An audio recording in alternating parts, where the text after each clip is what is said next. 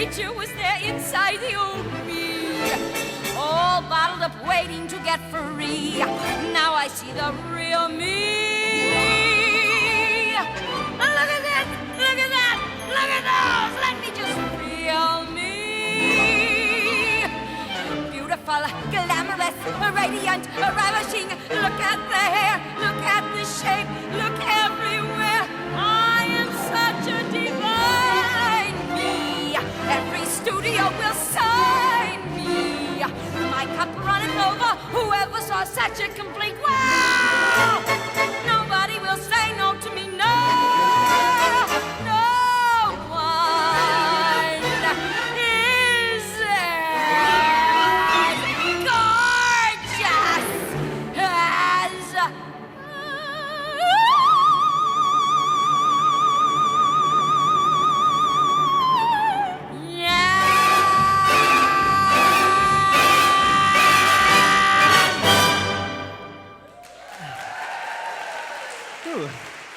Merci. Well, ladies and gentlemen, my name is Lady Portia Di'Monte, and as you can tell, I am one of the most beautiful faces never to be discovered. Now, I would like to share with you one of my favorite pastimes, bell ringing as a community activity and its importance in bridging social divides. Of course I'm not. No. I would like, first of all, I don't possess any hidden talents, that's why. Unless you count cartwheeling in stilettos as a hidden talent, but I'm not 100% sure that would get me in front of Simon Cowell himself. No, I am here, stop the press, to talk about myself. There we are, how surprising, a drag queen here to talk about themselves. Who'd have thunk it? No.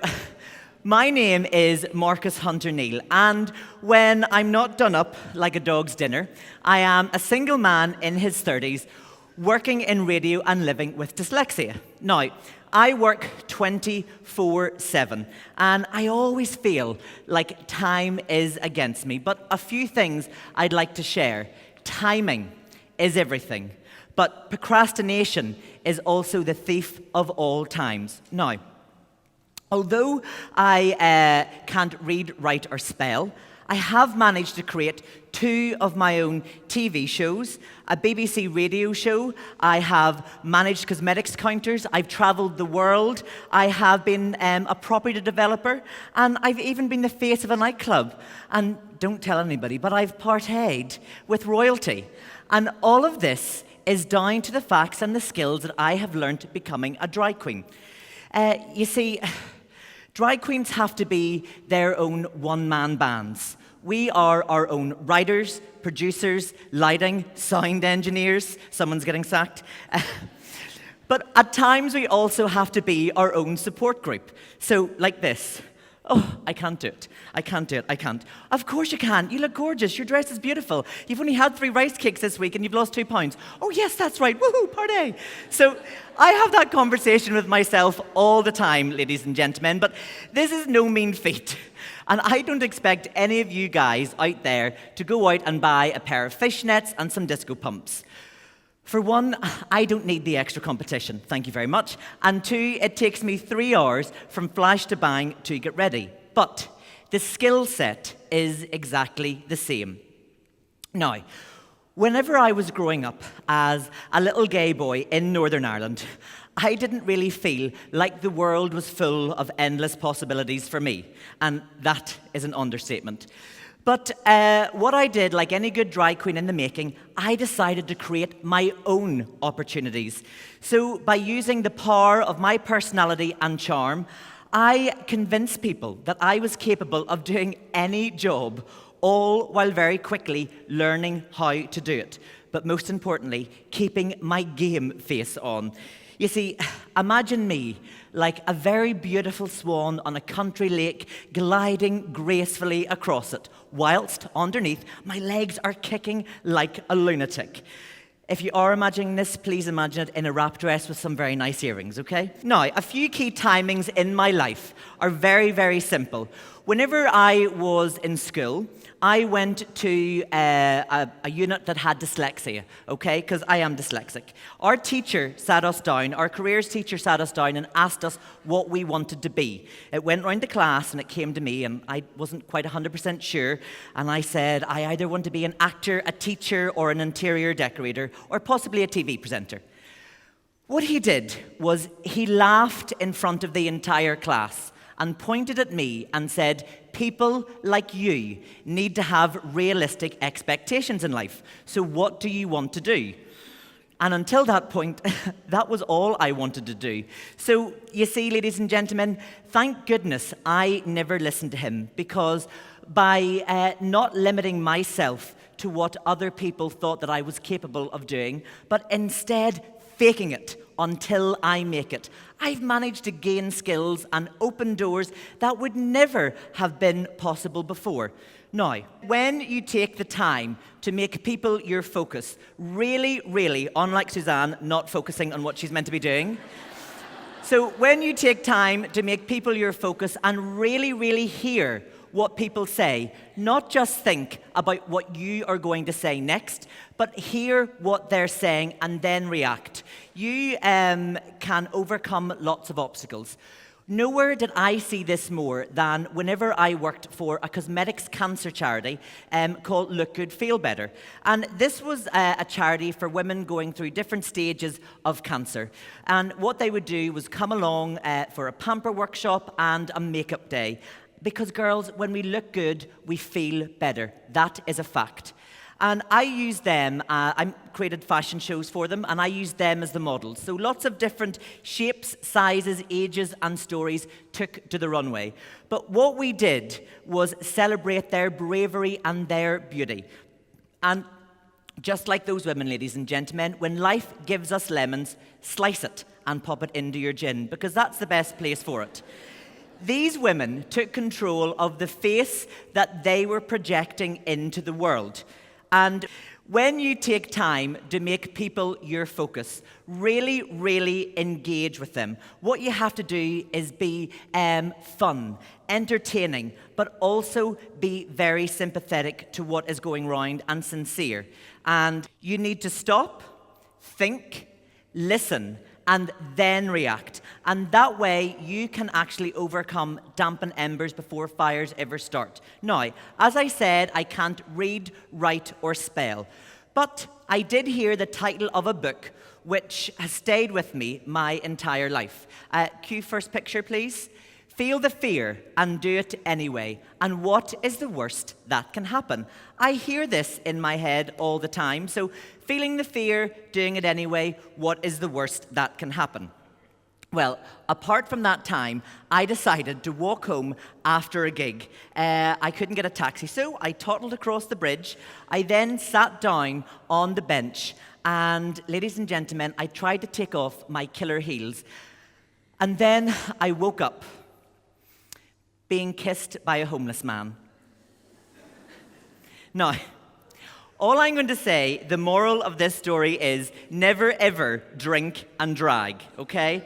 And I just put this down to a very steep learning curve.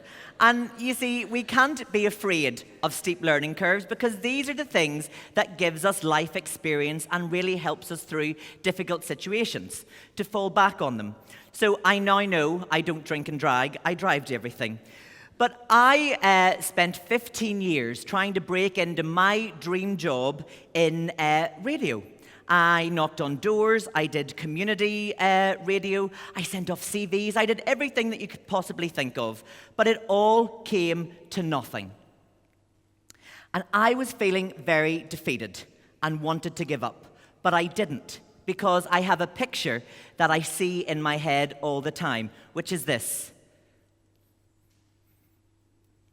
Never give up. Look how close he is. You see, armed with feel the fear and do it anyway and never give up, that has been my armor that has got me through everything.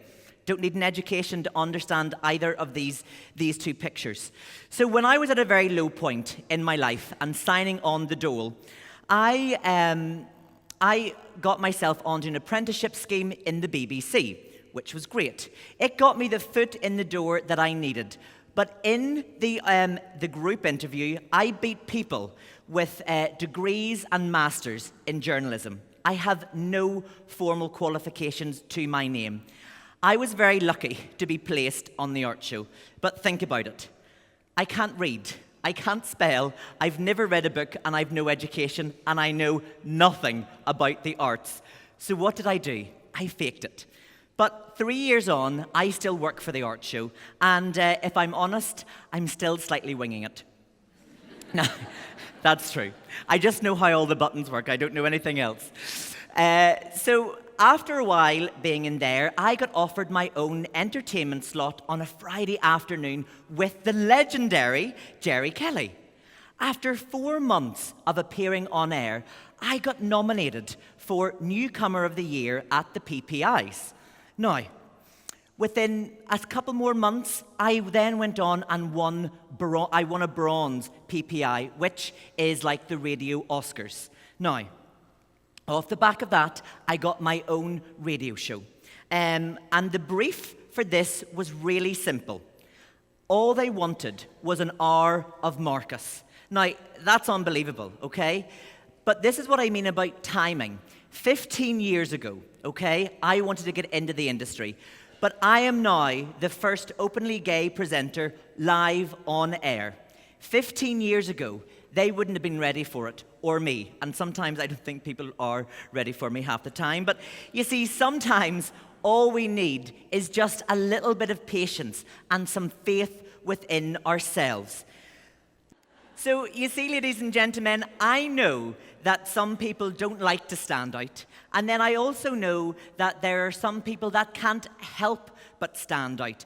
These are the people who actually end up making a difference in the world, because we need the world to change in order to understand us. Now, a drag queen knows this only too well, because it was a drag queen that started the Stonewall riots in the 60s because they were sick of being bullied by the police. And in the process of standing up for themselves, they changed the world forever. Rosa Parks didn't get off the bus, which started a movement. And Erin Brockovich was a penniless single mum, but who had a care and a passion for mankind.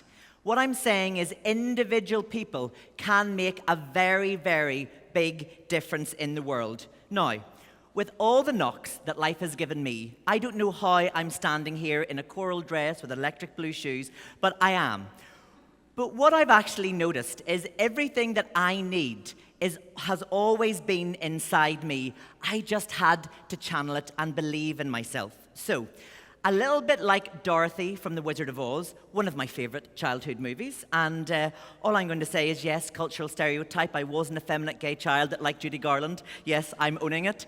She didn't need the wizard to help her back to Kansas. She always had the strength within herself. So what I'm trying to say to you girls is just don't look to other people to make you wise, witty, brave, or beautiful, because you already are. You just have to harness it and start developing your very best you. Now, it's time, girls. It's time to give ourselves a little bit of a break. And life's tough enough. So silence that little voice in your head that says you can't. But instead, imagine me. Create a little Portia voice saying, taking a swig of my frozen margarita and saying, you go girl, what is the worst that can happen? Because if you try, what's the worst that can happen? You fail or you succeed.